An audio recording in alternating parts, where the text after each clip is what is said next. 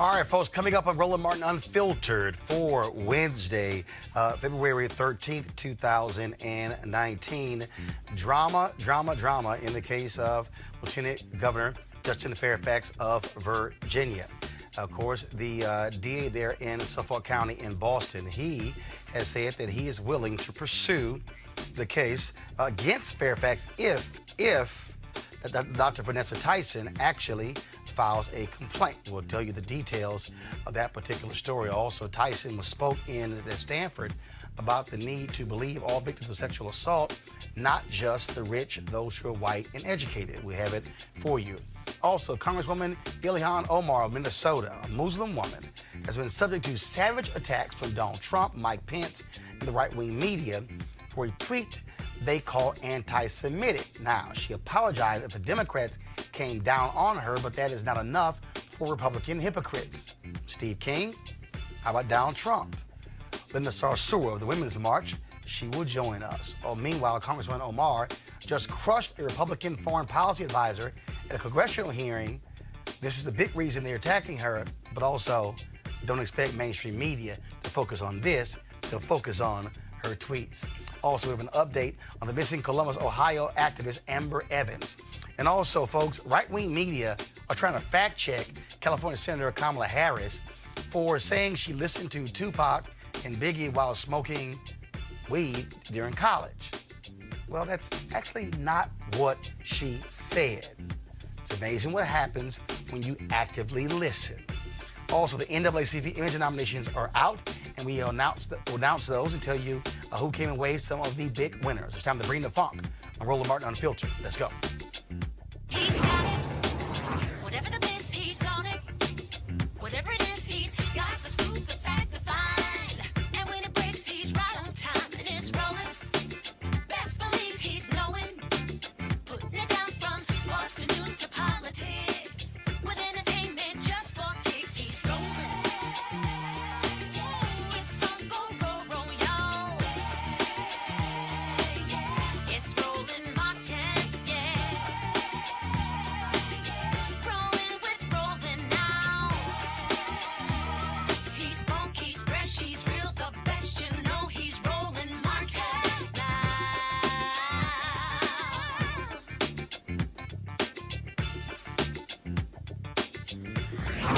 Martin. All right, folks, the latest involving Lieutenant Governor Justin Fairfax of Virginia. Now, you'll recall he's been accused by two women of sexual assault. One of them, Dr. Vanessa Tyson, claimed Fairfax forced her to perform oral sex on him at the Democratic National Convention in Boston in 2004. Now, Fairfax denies those charges. Now, the district attorney of Suffolk County, Massachusetts, Rochelle Roland, says she is ready to investigate those allegations if a complaint is filed. Now, Rollins, a Democrat, emailed a letter to lawyers for Tyson informing them that if Tyson wants to file a criminal complaint against Fairfax, her office will investigate. Now, the question is, will she actually do it? Now, Dr. Tyson, she spoke last night in Stanford. She's a professor, of course, at Scripps College in California and a research fellow at Stanford University. And last night, she spoke at Stanford about the need to listen to victims of sexual assault, especially victims from marginalized groups. And I want to say this. On the topic of credibility, it deeply, deeply concerns me that some women who come forward, and some men too, because I want to make clear that, you know, men and boys are victims of rape as well. But there's a recurring theme, at least when women come forward, that, you know, that this deliberate attempt to try to undermine someone's credibility, right?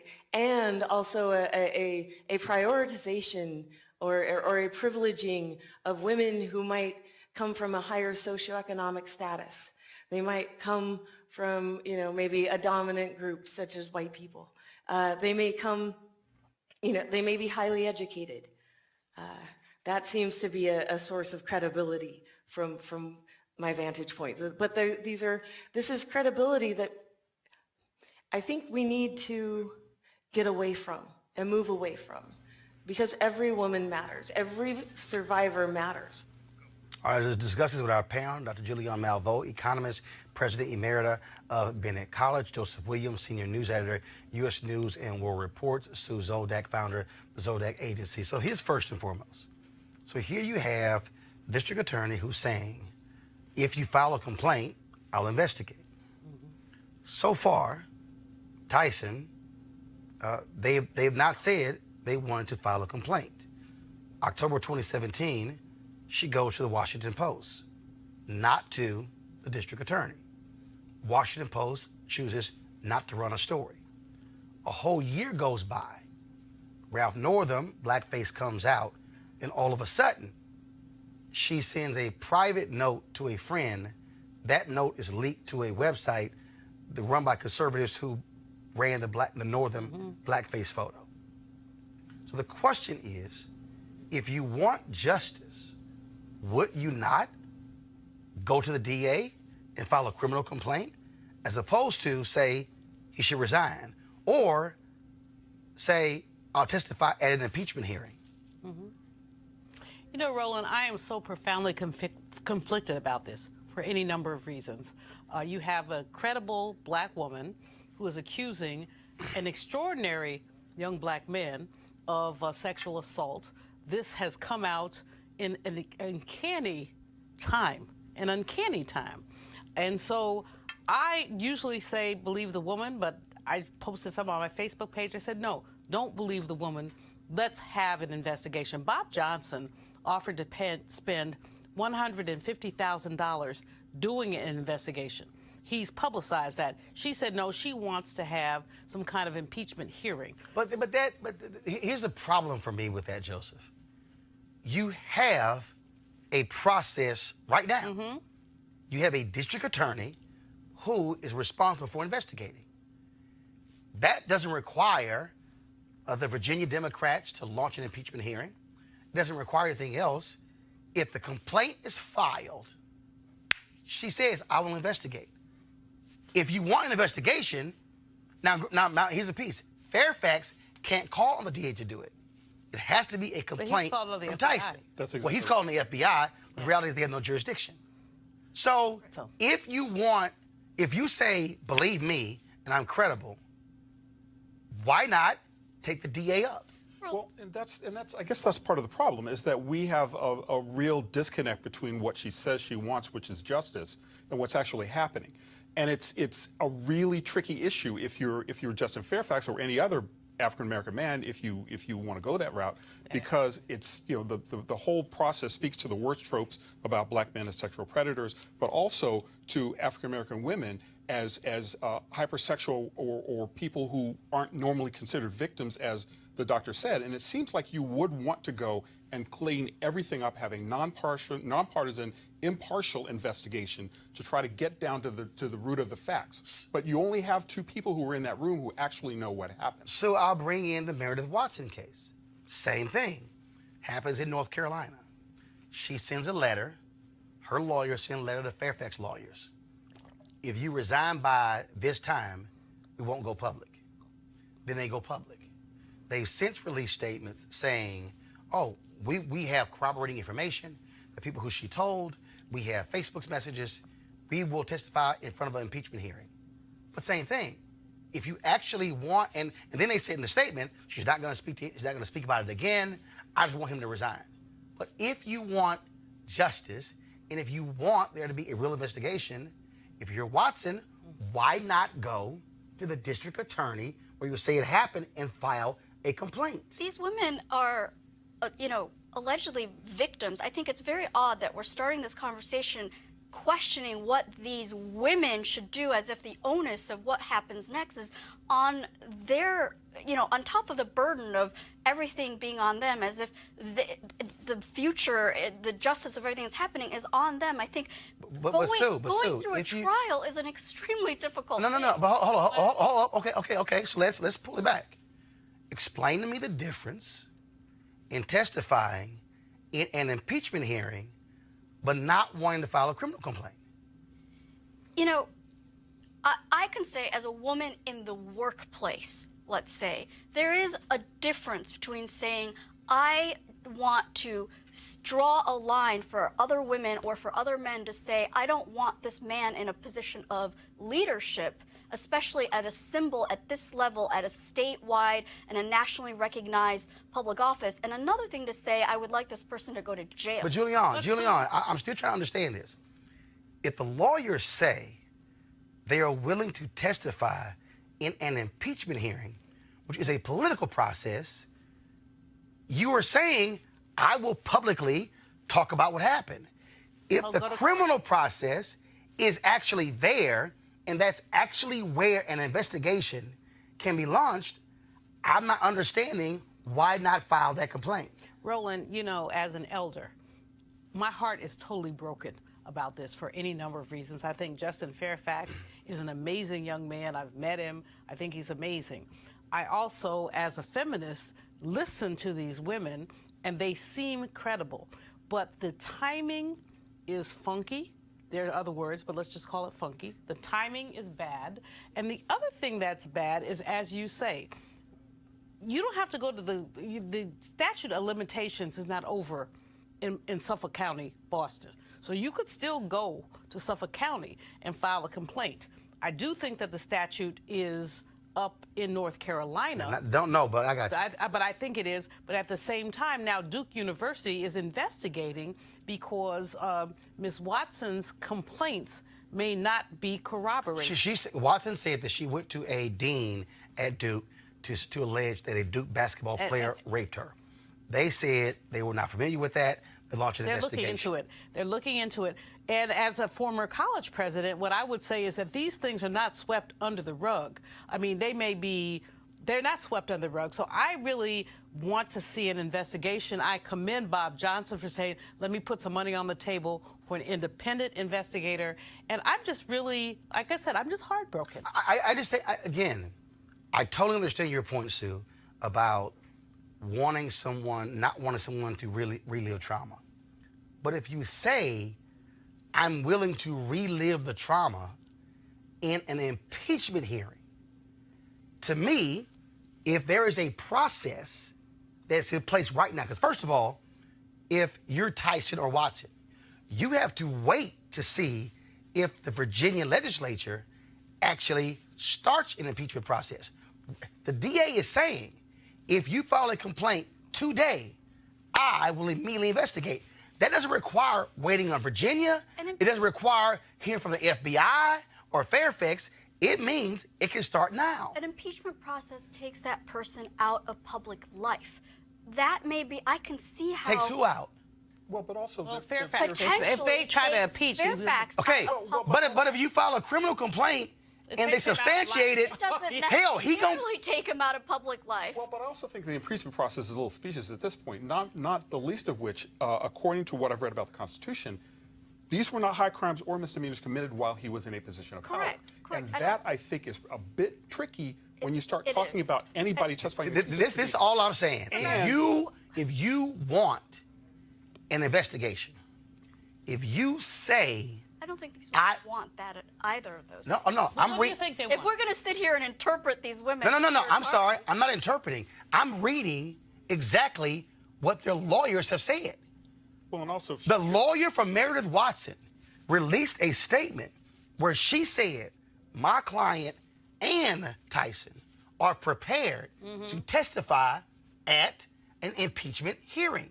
And what I'm saying is, if you are willing to testify at an impeachment hearing, why would you not file a criminal complaint? Roland, you know, the other thing about I hate to do this because I know my feminist friends are gonna like beat me up, but there's this thing called a bad hookup. You know, there's just a thing called I am really trying to struggle with two very divergent stories. They both were in the same room. He says consensual sex. They say non-consensual sex. It's been what, at least 15 years. Yeah, summer 2004. Where they both have come forward. And while I don't want to dismiss any woman, I also don't want to dismiss any man. Right. Here's the deal. I'm not dismissing her or him.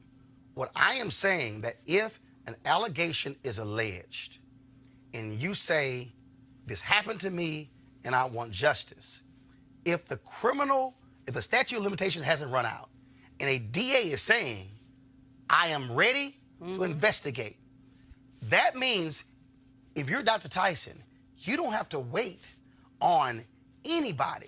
Now, what it does, though, means that you are now in a criminal proceeding, meaning every statement you now make, every statement you now give has to be completely truthful.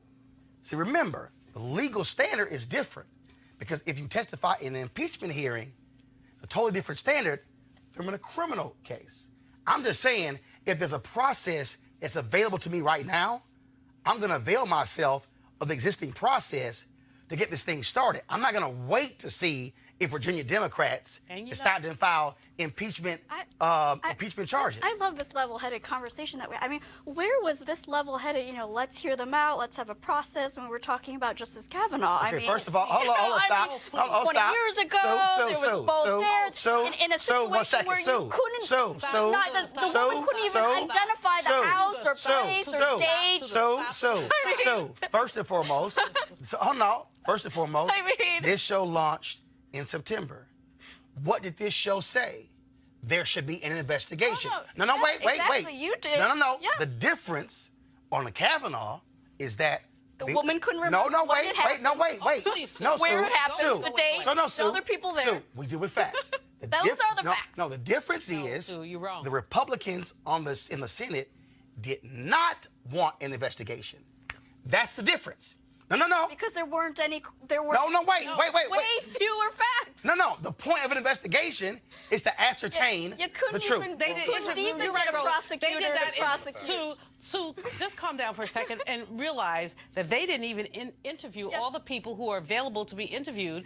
They did not interview the FBI. The FBI who stepped forward and said they did not interview I got it. everybody who was available. But here's Roland. The bottom line for me is this: I have little girls, as you know, my students. I have little boys, my godchildren, my nephews.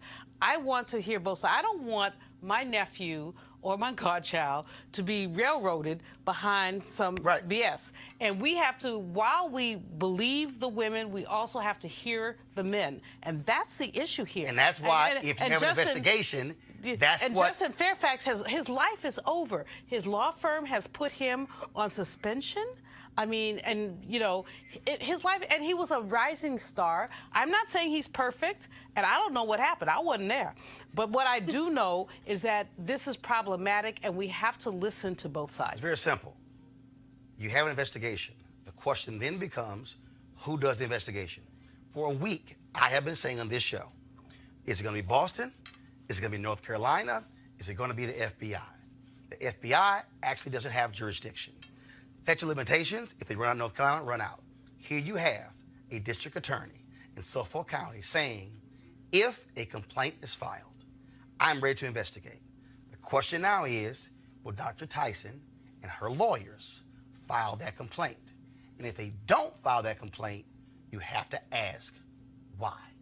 And then you have Bob Johnson, who said... Well, but here's the deal. The reason Bob's offer is irrelevant to me is because he's saying independent investigation. The DA can do an independent investigation. The DA has all of the mechanisms in place. A law firm doing something independent, I don't have to cooperate with you.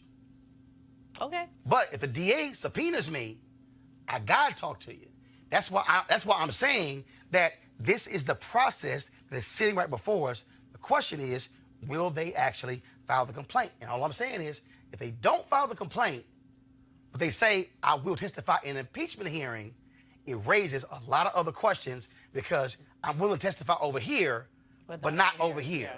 Yeah. Why? So we'll see exactly what happens. Let's talk about what happened in Miami, folks. 4 former Miami firefighters are facing criminal charges for defacing the family photographs of a fellow firefighter. There was a noose placed near the photos, but they're not being charged for that, as the Miami-Dade State's Attorney's Office cannot nail down who placed the noose. And the 4 who have already lost their jobs over the incident in 2017 will be charged with criminal mischief. Lieutenant Robert Webster discovered a hangman's noose and sexual images drawn on his family photos. Joining us right now is the head of the NAACP, Reuben Roberts, the president of Miami-Dade NAACP. Reuben, when we talk about this case here, the firefighters lost their job. What do you make of, again, these attacks on this firefighter and this news? Well, I think it's a very tragic event. For those of us who are from the African American community, we understand what a noose means. And we understand that it's been used as a terroristic tool to really keep black people in their place or put fear in black people. And so this thing that those firefighters, and it was 6, by the way, that were ultimately fired, and 4 that were ultimately charged. And this event was something that, I couldn't even imagine if I had faced come into my office or my room and see these drawings that are on my family photos. To me, it's a threat. You're drawing these sexually explicit images on your wife and your children's photos. It's just to me is unconscionable for anyone to do something like that. There's nothing about that rings horseplay. It's something more sinister. And not only that, the fact that you have prosecutors who are moving forward. A lot of these cases before, they fire folks and they say that's it. But for them to say fired 2 years ago, we're still going to prosecute, is still significant. Well, the reason why they're prosecuting is because we got involved. The Miami-Dade branch of the NAACP, our legal redress team, and myself, we got involved. We contacted Webster when we found out about the incident, and to follow up with it. The story ran a little bit late. When I followed up with him, I found out that the case had been closed. So I reached out to our state attorney, and I said, "Listen, this is very troubling. Is there something that these firefighters can be charged with?" And subsequently, the case was reopened. They assigned a new ASA, and they found areas that they can charge the firefighters. In fact, one of the firefighters has a felony charge, so that will definitely eliminate him from being a firefighter in the future at the Miami-Dade, at the City of Miami Fire Department, because of the felony charge. But there's something more I want you to follow up with, Roland. These firefighters are actually in arbitration to try to get their jobs back. So it happens all of the time. You see it with police, you see it with the fire, and there's a certain protection that they have. It seems like it's a professional courtesy or what have you. And so we're going to continue to fight this fight to make sure that these firefighters are not reinstated. I don't want anyone coming out as a paramedic or a firefighter to protect me or save me. I don't feel comfortable. I don't feel safe. If they feel that they can put a noose or they can draw sexually explicit photos on my family's photographs. And so to me, these folks should not be in the business of public safety. All right, then, Reuben Roberts, I appreciate it. First of all, congratulations. Great job on this. And we'll be following this story throughout. Thank you. All right, folks, let's talk now about Congresswoman Ilhan Omar, a Democrat from Minnesota, one of 2 new members of the House of Representatives, and one of the first 2 female Muslim members of Congress. Now, it's very interesting what's been going on here. It's not surprising that her views given Israel by most politicians, Democrats and Republicans. Now, note I said Israel and not Jewish people. However, there's a tendency to equate criticism of Israel with anti-Semitism. They're not the same. However, when Congressman Omar put out this tweet, it's all about the Benjamins, baby, commenting on this tweet from journalist Glenn Greenwald. Okay, this is the tweet. GOP leader Kevin McCarthy threatens punishment for Ilhan, MN, and Rashida Tlaib over their criticisms of Israel. It's stunning how much time U.S. political leaders spend defending a foreign nation, even if it means attacking free speech rights of Americans. So she tweets, it's all about the Benjamins. Huge uproar. Folks begin to condemn her, saying she's playing into this whole view that Jews control politics because of money. Now, remember, all about the Benjamins. Critics say it was anti-Semitic, play into anti-Semitic tropes about Jews and money. Now, Congressman Omar issued what she described as an unequivocal apology. This came after, though, after Democratic leadership blasted her for the tweets. She wrote, "Listening and learning, but standing strong. Anti-Semitism is real, and I am grateful for Jewish allies and colleagues who are educating me on the painful history of anti-Semitic tropes. My intention is never to offend my constituents or Jewish Americans as a whole. I unequivocally apologize. At the same time, I reaffirm the problematic role of lobbyists in our politics, whether it be AIPAC, which is the American Israel Public Affairs Committee, the NRA, or the fossil fuel industry. It's gone on too long, and we must be willing to address it." Now, for Republicans, they obviously want to distract from all the drama with Trump and his wall. They continue to attack her. Trump now says she should resign from Congress. Yeah, the same guy who said there were fine people on both sides of Charlottesville. The white supremacists have screamed at the rally, "Jews will not replace us." And Mercedes Schlapp, of the White House Communications Shop, had trouble explaining Trump's position on CNN. The president similarly called for the resignation of Congressman Steve King, who, as you know, defended in public comments white nationalism. Will he call for his resignation? Yeah, I have to say that Congresswoman Omar's comments are horrific. I mean, the mere fact that we know that anti-Semitism has no place in Congress, the mere fact that she's attacked the Jewish people, that she's attacked the state of Israel, that then she goes and has a continual pattern of this is very disturbing. And it is why he called for not only her resignation, but for resigning from the Foreign Affairs Committee.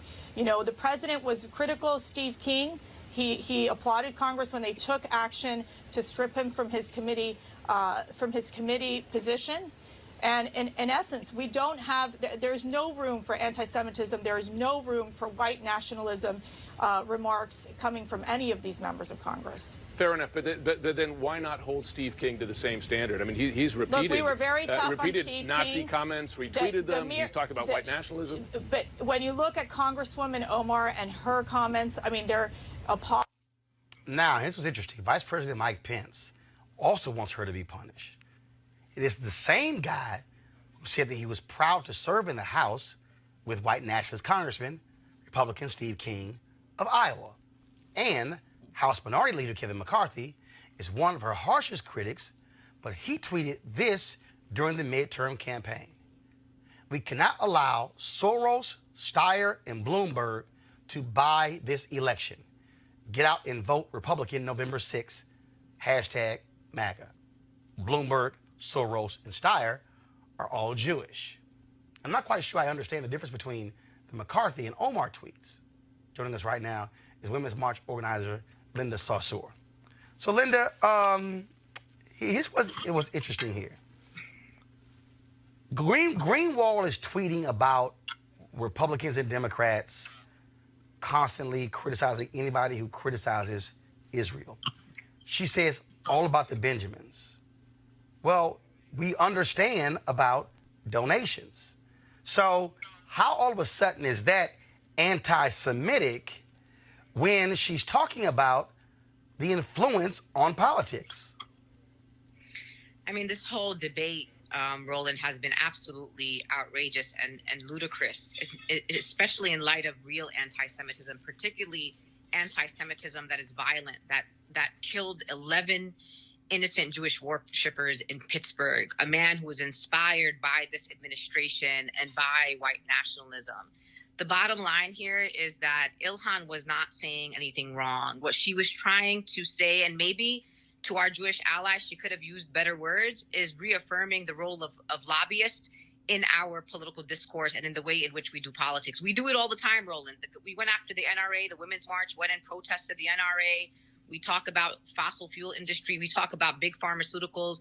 But for some reason, the minute you even dare or have the audacity to go after Israel or to critique the state of Israel for their human rights violations against Palestinians, it gets equated with anti-Semitism. But it's part of a pattern. So I didn't look at the incident with Ilhan Omar as something that was a standalone incident.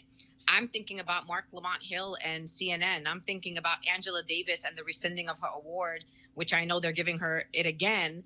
I'm looking at the harsh criticism and backlash that Michelle Alexander got for writing in the New York Times. I'm thinking about the criticism that Tamika Mallory of the Women's March has received. It is a pattern of going after particularly Black intellectuals and Black leaders who have the audacity to say that what the state of Israel is doing to Palestinian people is wrong, and calling out the influences of lobbies like AIPAC. That's really, for me, the bottom line of what was happening here. Well, and also Ryan Grimm wrote a piece where Al Jazeera had done an undercover investigation, hidden camera, but they chose not to air it, but eventually it got out there, where they actually had this hidden video of several organizations. One organization where they were caught on tape saying, we control politicians with money. And so the problem here is that if you render any criticism of Israel, it's automatically anti-Semitic. And so it's like an automatic brushback of any criticism that you render. If you choose to say that the Palestinian people should also be able to live peacefully in their own country, anti-Semitic. And it's as if we can't actually have a conversation about another country and the fact that Americans, that billions of American tax dollars also goes to that country. It's as if we can't have a discussion.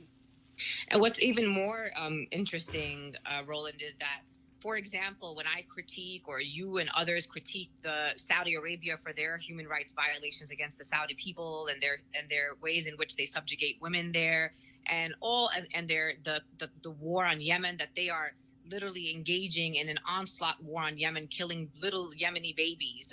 When we critique the state of, when we critique Saudi Arabia, no one says it's Islamophobic because Saudi Arabia is a Muslim country.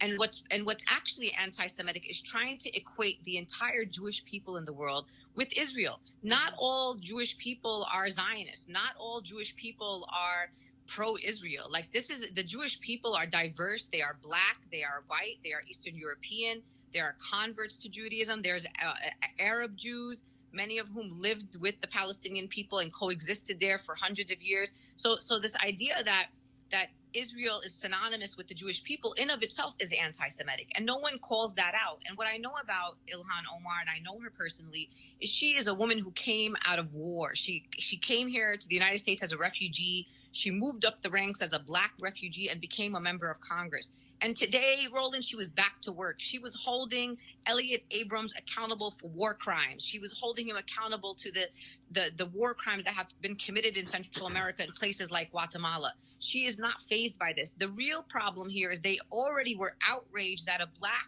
Muslim woman, refugee from Somalia, found herself on the Foreign Relations Committee. And they do not want women or anyone who's critical of the state of Israel on that committee. She has specifically critiqued Saudi Arabia and has talked about the largest arms deals and our complicity in the war in Yemen.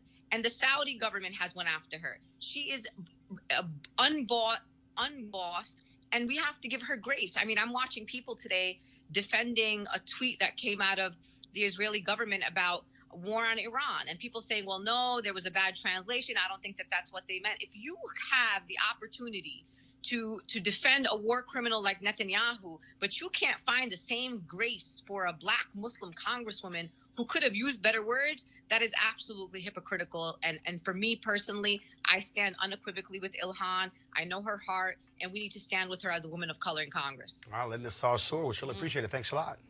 Thank you. So we'll go my panel on this. Again, just real simple. Sue, why can't we criticize Israel? No, I agree with you on the point that this is a teaching moment where we should explain to people the difference between being able to talk about foreign policy and two countries, whether their name happens to be Israel or any other, Saudi Arabia or any other country, and the actual definition of being anti-Semitic. I think we all need to do better in explaining to everyone, our kids, the public, whoever, that there is a difference between those two conversations, and they are not one and the same activity or the same conversation. Julianne, isn't she getting criticized? Let's just be honest, because she's a Muslim. Exactly. If she was not Muslim, you would not have level of criticism against her? Well, there are three levels of this, Roland. First of all, because she's Muslim, that's really important. Secondly, because in this country, any criticism of Israel is seen as anti-Semitic. As Linda Sarsour said, Angela Davis, Mark Lamont Hill, we can call the roll. If you criticize the fact that there is an occupation of Palestinians whose human rights are being violated, but if you say that, and somebody gonna call me and say I'm anti-Semitic, no, I'm not. I love my Jewish brothers and sisters, but Jewish and Israel are not the same thing, and we've got to really deal with that. And the third thing is the attack on black public figures and black intellectuals around this issue, and it really is about creating some space. Again, Angela Davis, Tamika Mallory, we call the roll. And so we have to stand up for them and say it's really possible to be a human rights advocate and also to have challenges with what Netanyahu is doing in Israel. We have to say that. And people cannot be thrown under the bus just because they say that. And therein lies the problem. Joseph, we want to talk about, again, when you talk about the reality with Israel, we have to deal with, historically, we discussed it on this show, Israel sold arms to the racist apartheid regime in South Africa. Those are facts. Yeah, absolutely. I mean, and I think that also this runs along a continuum, right? I mean, black woman, Muslim, Israel has done some things that and I guess when I'm talking about the continuum, I mean like the liberal wing of the Democratic Party or the establishment wing of the Democratic Party almost is just as much involved in this or invested in defense of Israel as the Republicans are. And it was really interesting to hear Mercedes Slapp say that there is no room for anti-Semitism. But it's not anti-Semitism. Well, I mean, number one, and number two, Steve King, for real? I mean, you know, there's plenty of room in the Republican Party for this. There isn't so much in the Democratic Party, and I think that's one of the things that's been asymmetrical about this whole discussion. The other thing, really, is that people have not surrounded people like Ilhan. They've not surrounded the Congresswoman with support. What truly irritates me is that the Democratic powers that be would smack this woman down for a comment without asking for other kinds of resignation.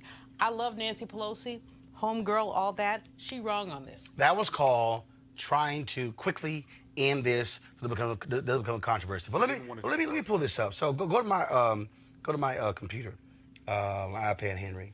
So Manu Raju, CNN, tweeted this: Representative Ilhan Omar in no mood to talk about her controversies this week.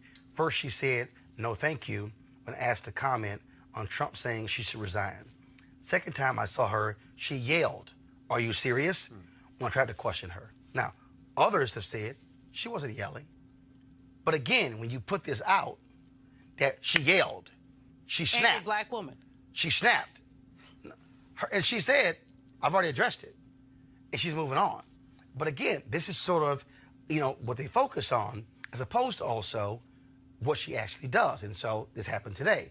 Elliot Abrams, of course, the man who was convicted to lying to Congress in the Iran-Contra scandal, has been appointed to a new position. Now today, Congressman Omar began to question him on some various issues. I'm going to play for you what took place on Capitol Hill. They're not going to be talking about when it comes to Representative Omar. Thank you. Ms. Omar. Thank you, Chairman. Thank you all for being here, and thank you for your testimonies. Mr. Adams, in 1991, you pleaded guilty to 2 counts of withholding information from Congress regarding your involvement in the Iran-Contra affair, for which you were later pardoned by President George H.W. Bush. I fail to understand why members of this committee or the American people should find any testimony that you give today to be truthful. If I can respond to that. It wasn't a question. That was not a question. That was I reserve the right to my time. It is not right. That was Members not of a this question. committee can attack On a February witness 8th, who is not permitted to reply. that was not a question. Thank you for your participation. On February 8th, 1982, you testified before the Senate Foreign Relations Committee about U.S. policy in El Salvador. In that hearing, you dismissed as communist propaganda report about the massacre of El Mozote, in which more than 800 civilians, including children as young as 2 years old, were brutally murdered by U.S.-trained troops. During that massacre, some of those troops bragged about raping a 12-year-old girl before they killed them. Girls before they killed them. You later said that the U.S. policy in El Salvador was a fabulous achievement. Yes or no, do you still think so? From the day that President Duarte was elected in a free election to this day, El Salvador has been a democracy. That's a fabulous achievement. Yes or no, do you think that massacre was a fabulous achievement that happened under our watch? That is a ridiculous question, and I Yes or no? No. I will Sorry, Mr. I will Chairman, take but that as a yes. I am not going to respond to that kind of personal attack, which is not a question. Yes or no, would you support an armed faction within Venezuela that engages in war crimes, crimes against humanity or genocide, if you believe they were serving U.S. interest, as you did in Guatemala, El Salvador, and Nicaragua? I am not going to respond to that question. I'm sorry. I don't think this entire line of questioning is meant to be real questions, and so I will not reply. Whether you, under your watch, a genocide will take place and you will look the other way because American interests were being upheld is a fair question, because the American people want to know that anytime we engage a country, that we think about what our actions could be and how we believe our values are being furthered. That is my question. Will you make sure that human rights are not violated and that we uphold international and human rights? I suppose there is a question in there, and the answer is that the entire thrust of American policy in Venezuela is to support the Venezuelan people's effort to restore democracy to their country. That's our policy. I don't think anybody disputes that. The question I had for you is that does the interest of the United States include protecting human rights and include protecting people against genocide? That is always the position of the United States. Thank you. I yield back my time. Joseph, a few times you about to come out your chair as Abrams responded. Well, the arrogance is just breathtaking. I mean, you know, I was thinking, number one, he doesn't really like being questioned by a woman who looks like her. Number two, he has a record, a record in which this stuff is clearly established, that this is a very legitimate line of questioning. And number three, you have a woman who is a war refugee who you're disrespecting in front of the entire Congress. It's ludicrous. It's absolutely ludicrous. And I think that Abrams, if he has a shred of integrity, will take himself off for just that line of questioning alone. So the reality is he lied to Congress in the Iran-Contra scandal. What she hit him with, he actually did. He turned his back on human rights atrocities in those countries. It is undeniable. And to now go, I'm not even going to answer that question. I don't even see how that's even relevant. Yes. What she is saying is, why are we going to send you to Venezuela when you have a track record of turning your back on human rights abuses? Doing the right thing. That's kind of fair to me.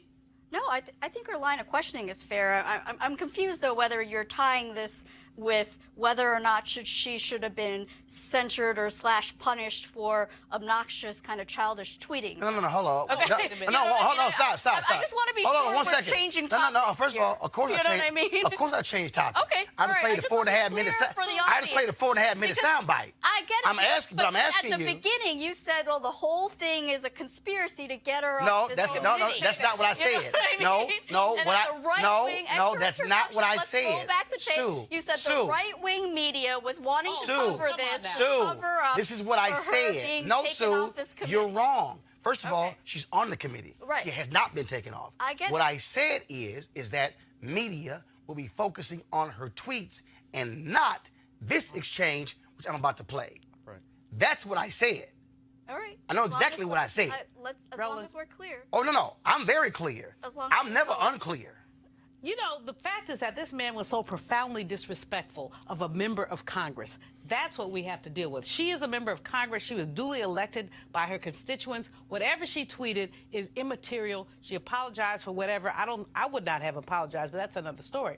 But here's the point. She is asking legitimate questions about Abrams' track record. And he basically dissed her. And frankly, some of her colleagues should have jumped in and said, dude, answer the question. Sue, you're wrong. You were so said wrong. there wasn't a question. No, stop. She did not say it wasn't a question. Okay, hold on. She said there was a question. If we're going to be factual, her initial statement, she says, that was not a question, it was a statement. Later, she asked him specifically and said yes or no on 2 different occasions. Then she asked additional questions. Go. But Roland, the other thing was that he interrupted her and said that was not a question. She said, I haven't gotten to my question yet. Yes. That's what I'm talking about in terms of profound disrespect. It is customary in Congress for members to bloviate before they go to the question. We've seen it I don't know how many times. You make your statement, then you ask a question. He did not give her the basic respect of allowing her to ask her question. He used white male privilege to essentially attempt to eviscerate her comment, her statement, and her presence, and that's just wrong. Well, first of all, the fact that Donald Trump would even, out of all the people out here in this world, that he would decide to appoint somebody yes. who admitted, was convicted of lying to Congress, and it required a pardon.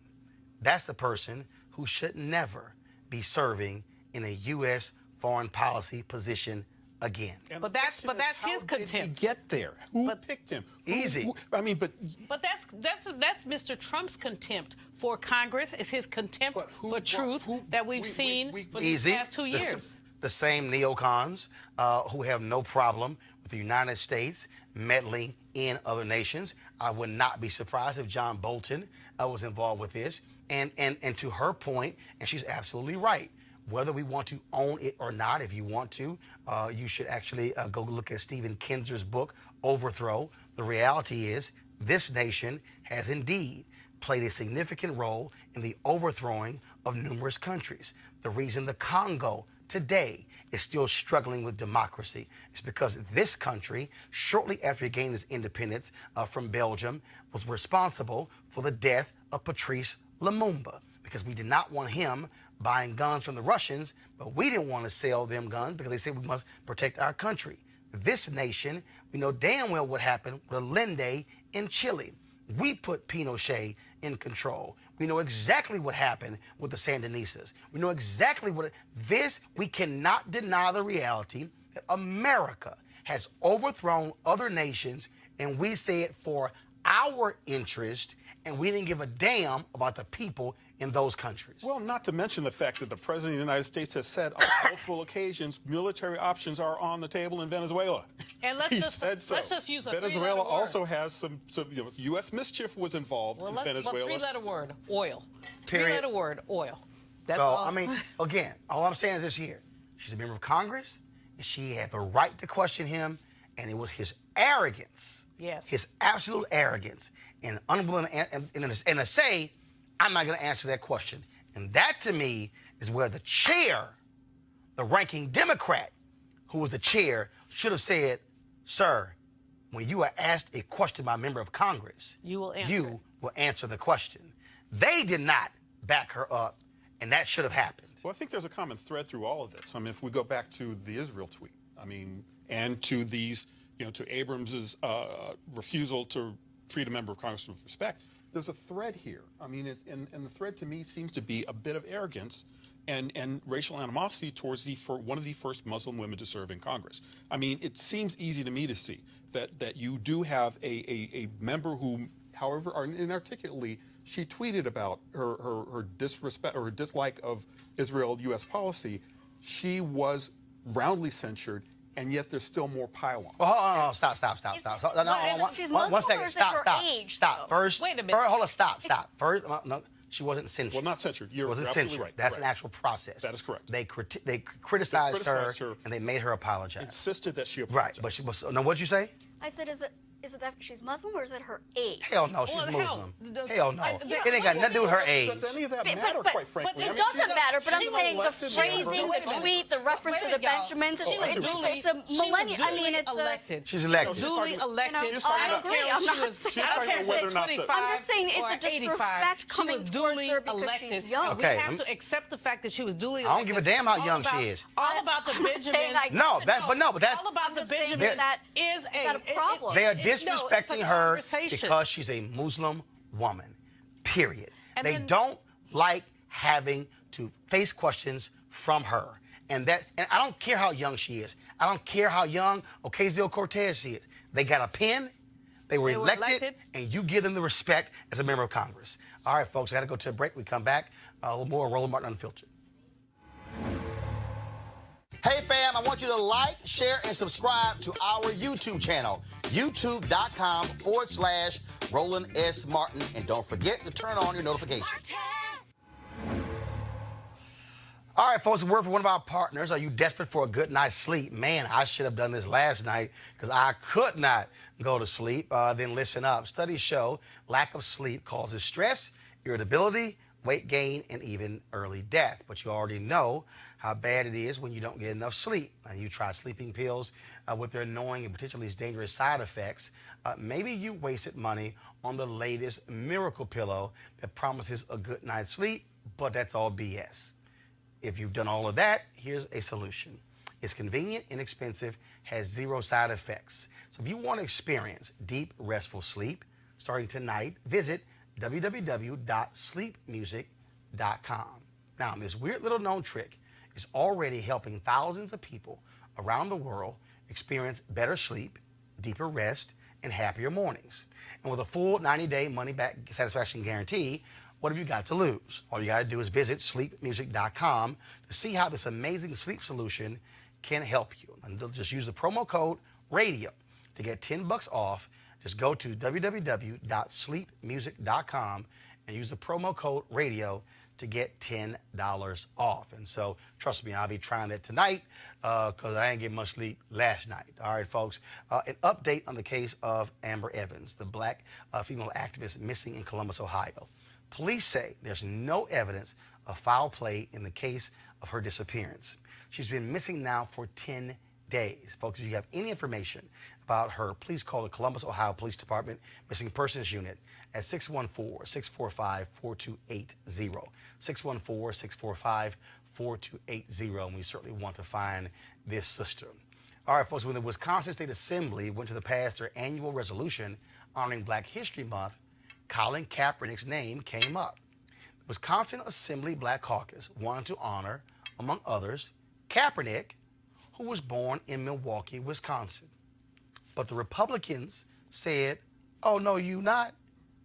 In the end, the Assembly voted on two separate resolutions, one with Kaepernick and one without. So that's petty. It's petty. Here's a guy from Wisconsin who led his team to the Super Bowl, okay? Starting quarterback. So, the flag? no. The flag, petty? I'm sorry. First of all, That's what you're saying. Well, That's what you're no, saying. no, he didn't. That's what you're saying. Okay, hold on. He didn't disrespect the flag. He was kneeling in protest. That's your opinion. Protest, no, it is it's a fact. It's a Protest, fact. That's your He did not opinion. disrespect the flag. Disrespect is an opinion. It's not a fact. disrespecting a flag is burning Well, a flag. guess what? okay, hold up. Let me also correct you on something. He initially was sitting. It was a former special forces military member, who said, sitting is disrespect. It's better if you kneel. And he stood, wait a minute, and when he did kneel, that special forces person stood next to him with his hand on his shoulder. So Now, wait a minute. Opinions. Excuse me? Those are two people's opinions. So wait, last I checked, can you protest in America? You can, but on the job, on television, Wait. I don't know. What does a protest, in your opinion, look like, though? I think He didn't it's something burn that the you do flag, on your Sue. private time. No, Sue, he did Sue, not burn the flag. Are you allowed to burn the flag? No, I don't believe That's you. a lie. The Supreme Court actually ruled that it is free speech to actually burn the flag. At no point did he step on the flag. He didn't piss on the flag. He didn't trip on the flag. In fact, there was no flag. I'm not talking about whether there was a criminal offense. I'm talking about whether it's hurtful No, to people's there is no feelings, criminal offense. i.e. disrespect. I get it. Sue, guess what? It's The a United feeling. States of America is hurtful to my feelings. The fact that black men are lynched daily is hurtful to my feelings. So don't talk to me about feelings, sister. Do not talk to me about But feelings. I'm saying other people can then pass laws based on that too. So you mean tell me that and elect people So you who mean don't tell me- agree with you. So you mean tell me that- representative government, they elected people and they passed the law. So in this country and black women. And you think that's okay? It's a And you think democratic that's okay? representative That's government. So y'all Republicans are so butthurt that you won't even. You say, oh, no, we can't recognize him in a Black History Month resolution, even though he's from Wisconsin. I mean, really? Y'all feelings that hurt? And won a Super Bowl. I don't, The I don't same- think it has to do with feelings being hurt. I just Well, don't. you said So why? Wait, hold up. If feelings. that feeling's not hurt, well, why block the resolution? I just don't think he's worth recognizing. Neither, frankly, because you want to gain. Neither, frankly, is your president and half So of the United stop. States Hold Congress. on. So you say not recognizing. So is Muhammad Ali worth recognizing? All he did was box. I mean, Is maybe. Is Jackie Robinson worth recognizing? I mean, that's hold up, Bill. But you're one saying- second. Bill O'Russell. He wasn't chosen to be recognized. Bill because of the flag. Russell. You don't even know that for sure. Hold up. Maybe they just didn't feel like his win or his football contributions were that great. But Really? But guess what? But his Really? contributions I'm to just civil rights. saying. That's hilarious. No. Contributions Can I to ask- civil rights were great. I want to go back to, because you didn't let us comment about the Miami-Dade story. I want to ask you a question for your viewers and for the future about who is representing those firefighters on getting their jobs back. And I want you to find out whether it's the union, right? It's the union.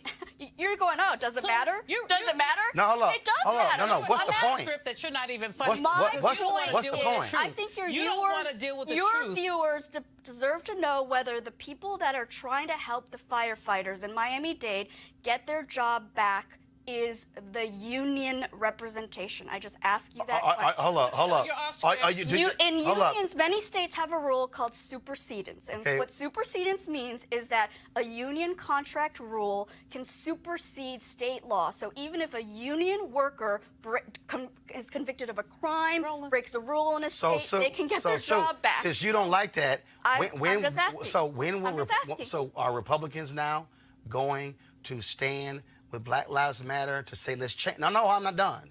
To change the union contracts of police unions? I'm just asking whether Okay, all I'm saying.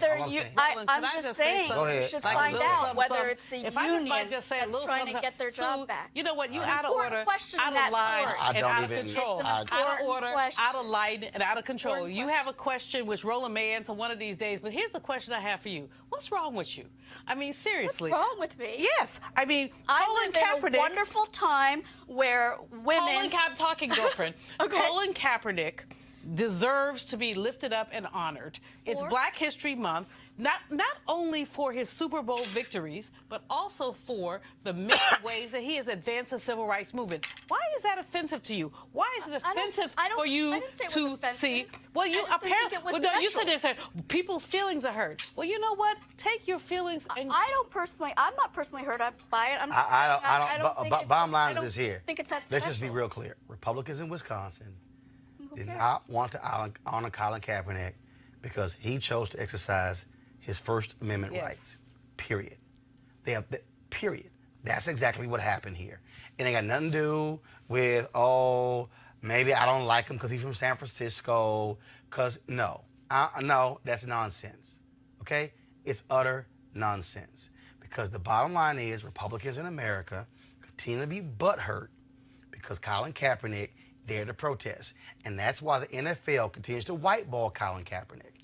That's why they continue to sign some of the sorriest quarterbacks you've ever seen in your life, and they refuse to actually sign a brother who's actually led his team to the Super Bowl because it's whiteballing.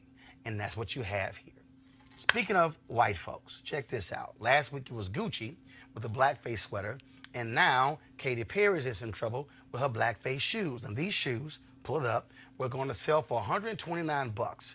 Katy Perry's online site pulled them down right away, but they were still available early this week at Dillard's, Forever 21, and Lord & Taylor.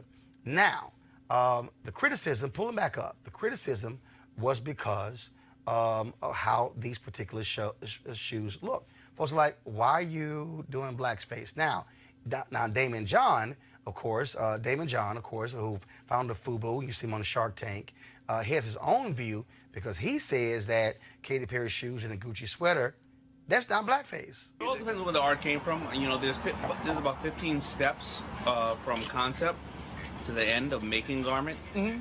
Trust me, somebody saw that. Right. How does that go through It doesn't the cracks? go undetected. Somebody saw it. However, I have to be very accurate about it. If they were looking at old African-American art, if you look at the old jazz art from the 50s and 60s, it looks like blackface, but it's not. Mm-hmm. But if they were trying to play off of it, you know, we'll see later on. I've seen big celebrities who are African-American wear that type of stuff. They didn't get any slack. Mm. But now Gucci's getting the slack, so we have to be very, I don't know the full story. So on the flip side, basically what I'm trying to say is, it probably was contrived, but you never know what they were trying to respect. Why would they do something like that on purpose? You know, like who says, oh yeah, that's a good idea, put that out? Because you got me talking about it right now. Yeah. Oh, you think it's intentional, like for publicity stuff? I do think so. I think they're really smart. The reason why Gucci's been around so many years, you know, a hot fashion brand lasts 7 years, and they've been around for many more years than that. I think they know what they're doing. That's Katy Perry's shoes. Come on. I can't listen to more of that bullshit. Okay, y'all. Damon John has no idea what the hell he's talking about. First of all, the most important phrase he said is, "I don't know all of the story."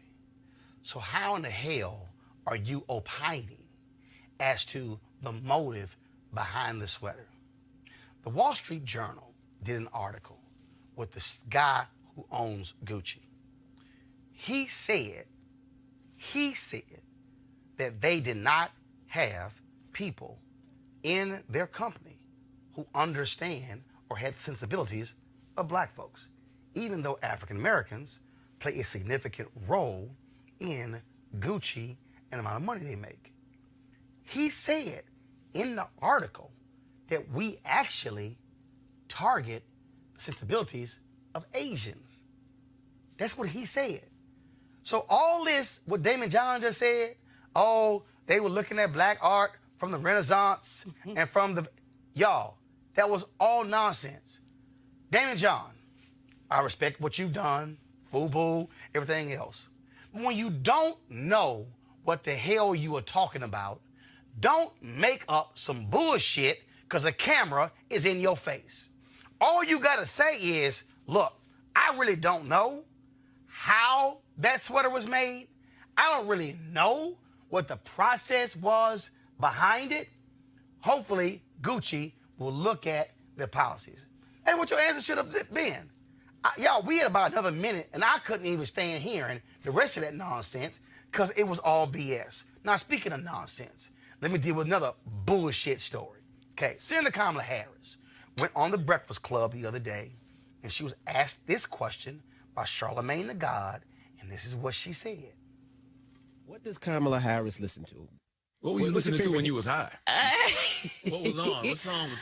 Oh my goodness! Oh yeah, definitely Snoop. Tupac for sure. For sure. Okay, I want y'all to find the full clip because at first she was asked. Okay, she was first asked, had you ever smoked weed? and somebody said, well, she said, yeah. And they're like, well, was it blunt? What was it? Okay. And she said, when I was in college. All right. That's what she said. Then you heard that question. Well, what were you listening to? Then all of a sudden it blew up. Kamala Harris said when she smoked weed in college, she was listening to Tupac and Snoop Dogg. Now, the problem is, she said that was in 86. Well, they didn't come on the scene till 91 and 93. Okay. So all these folks like, Kamala Harris lied because she couldn't have been smoking weed to Tupac and Snoop. Now, let me again deconstruct. And if y'all can find the clip, please do so. The question was, when did you smoke weed? 1986. Then it was, well, what did you listen to when you were last high? Here's what I got from that. She might have smoked some weed in 86, but that wasn't the last time she smoked some weed. She might have smoked some weed. But here's the other deal. Do y'all understand the amount of time these fools are spending on her smoking weed and what she was listening to? Y'all, Fox News is literally trying to have an investigation. A whole bunch of y'all at Fox News should be smoking some weed today because y'all lost y'all mind. Now, the reason to me this is about the dumbest damn conversation I've ever had in my life is because I don't give a damn what you were listening to when you were smoking some weed. I ain't never smoked weed. I got no interest in smoking weed. Hell, my voice is messed up right now because I'm allergic to smoke. But the deal is, we got states right now that have legalized marijuana. I don't give a damn if she was smoking weed or what she listened to. The question is, what's your policy on legalizing marijuana? If you become president, are you going to enforce federal laws that actually is illegal when it comes to marijuana? That's policy. So the fact that these people are spending this much time on whether or not she was jamming Tupac or Snoop or Dr. Dre, or whether she was listening to Ready for the World or Freddie Jackson while she was high, is dumb as hell. It has nothing to do with policy. So folks, do me a favor. Don't fall for this okie doke. Let them fools run around, question whether or not she was listening to Tupac or Snoop. And it really don't matter. It's the policies. It's the same thing down in South Carolina. Oh my goodness. Senator Kirsten Gillibrand asked for a knife and fork to eat fried chicken. She never had fried chicken. I don't give a damn about how she ate some damn fried chicken. What's her policies for the folks in South Carolina? See, y'all, don't make the mistake. Because let me go ahead and say this. Because see, a whole bunch of black people did the same bullshit in 2016 over Hillary Clinton and the damn hot sauce. Because when Hillary Clinton went on the Breakfast Club and talked about hot sauce, oh, Hillary Clinton, she thinks she down because of hot sauce. But the same fools, and there were some black folks who were fools, couldn't do no damn research without realizing that stories were done on Hillary Clinton when she was first lady about her love for hot sauce. But it was construed as, oh, Hillary Clinton trying to get the black vote by having hot sauce. At the time, Beyonce had a song where she mentioned about hot sauce in the song. So all these fools, oh, there she go. She fronting, she trying to play black people when it was a lie. Literally, y'all, stories were done on Hillary Clinton. Y'all, literally 20 years earlier, talking about her love of hot sauce. But some black folks fell for this bullshit by saying, oh, she's trying to get the black vote. If you don't know how to use Google, shut the hell up. Okay? It's about tired of this nonsense. We are literally, let me go and say this. We are literally asking some of the most dumbass, asinine questions of black candidates that we would not be asking white candidates. I don't care about hot sauce. I don't give a damn about weed or when you smoked it or what you listened to. The question is, if you president, what you gonna do about jobs? What the hell you gonna do about roads and bridges and education? What you gonna do about HBCUs? Come on. What are you gonna do about health care? What are you going to do about the Civil Rights Division and Department of Justice? What are you going to do about the Department of Agriculture? And when it comes to SNAP, what are you going to do about Health and Human Services? What are you going to do about the EPA and the environment? What are you going to do when it comes to the Commerce Department? What are you going to do when it comes to the Small Business Administration? What are you going to do about Minority Supplier Development Agency? What are you going to do? Do not let these crazy folks in media get y'all caught up in bullshit with Kamala Harris and Cory Booker, because if they not gonna ask white candidates the same damn questions, I'm not gonna play these games trivializing black politicians. And the last thing, for all y'all folks out here who running around talking about, is she black enough? Y'all can kiss my ass too. Because I'm sick of us having this stupid conversation about, well, where you from? What's your background? I don't really know. Do you know how many of y'all were asking Eric Holder that? Where's his family from? Barbados. How many of y'all were asking Harold Belafonte that? Because his folks ain't from America. How many of y'all have been asking Sidney Poitier that?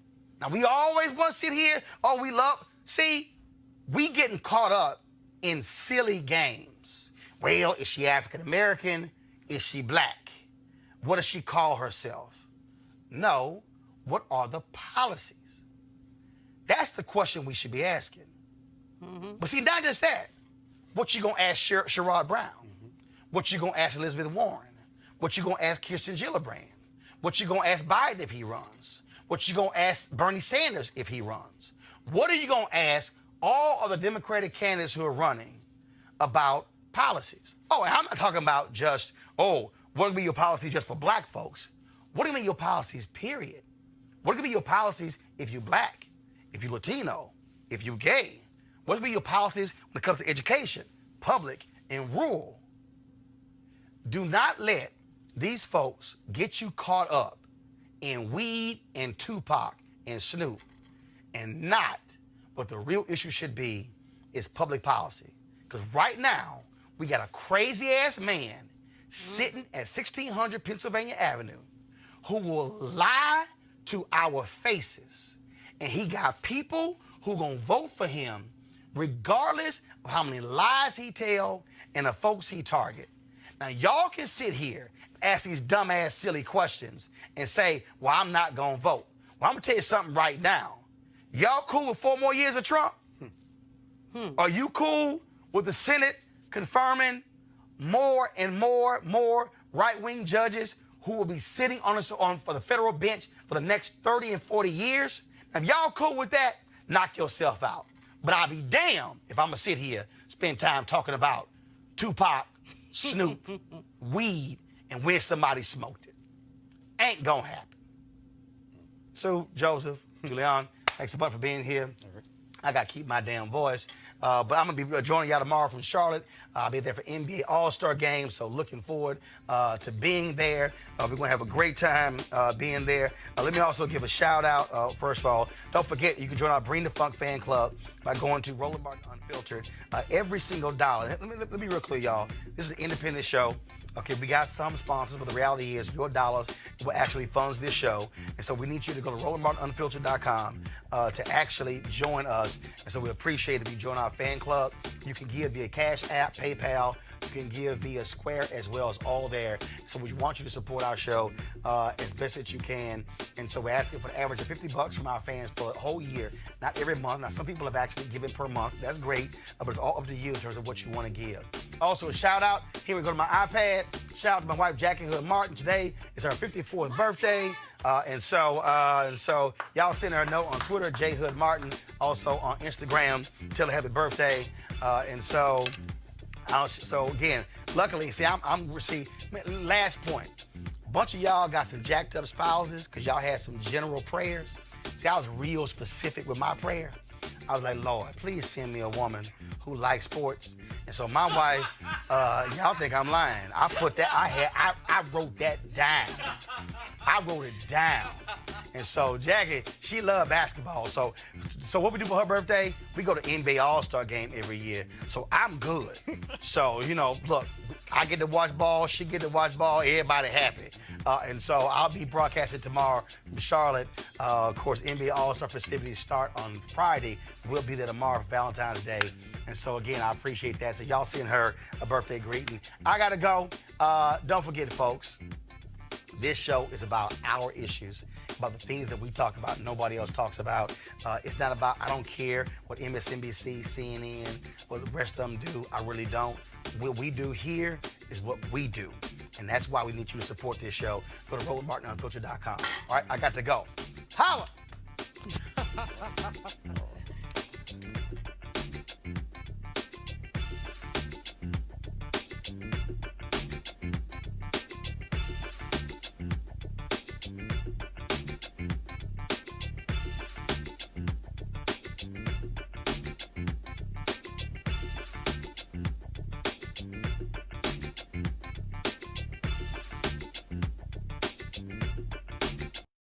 Once again, back is the incredible.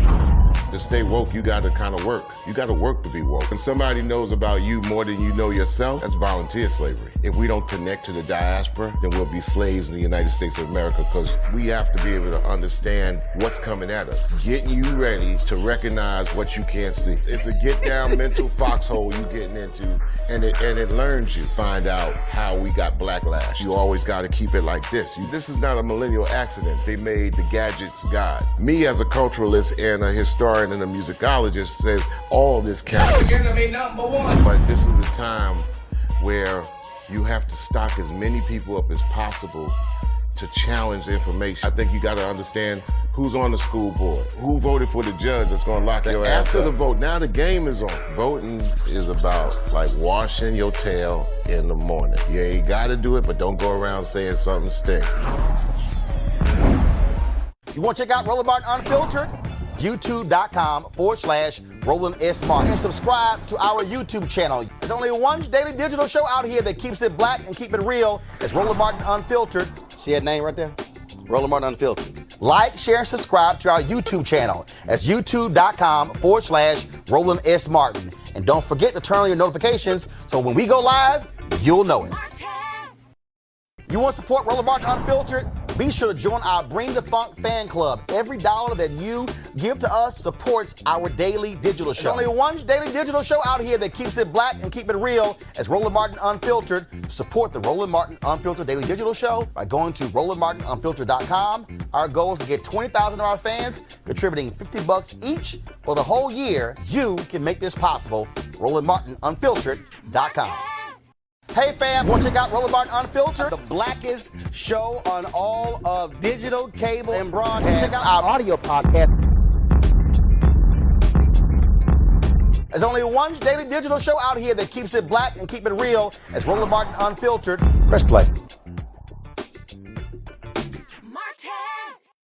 You want to check out Roland Martin Unfiltered? YouTube.com/Roland S. Martin. And subscribe to our YouTube channel. There's only one daily digital show out here that keeps it black and keep it real. It's Roland Martin Unfiltered. See that name right there? Roland Martin Unfiltered. Like, share, and subscribe to our YouTube channel. That's YouTube.com/Roland S. Martin. And don't forget to turn on your notifications so when we go live, you'll know it. You want to support Roland Martin Unfiltered? Be sure to join our Bring the Funk fan club. Every dollar that you give to us supports our daily digital show. There's only one daily digital show out here that keeps it black and keep it real. It's Roland Martin Unfiltered. Support the Roland Martin Unfiltered daily digital show by going to RolandMartinUnfiltered.com. Our goal is to get 20,000 of our fans contributing $50 each for the whole year. You can make this possible. RolandMartinUnfiltered.com.